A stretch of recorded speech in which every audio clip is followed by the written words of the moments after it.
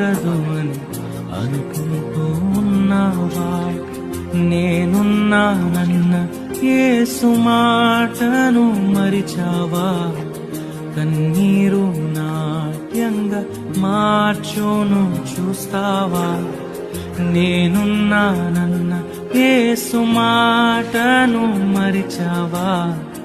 కన్నీరు నాట్యంగా మార్చును చూస్తావా?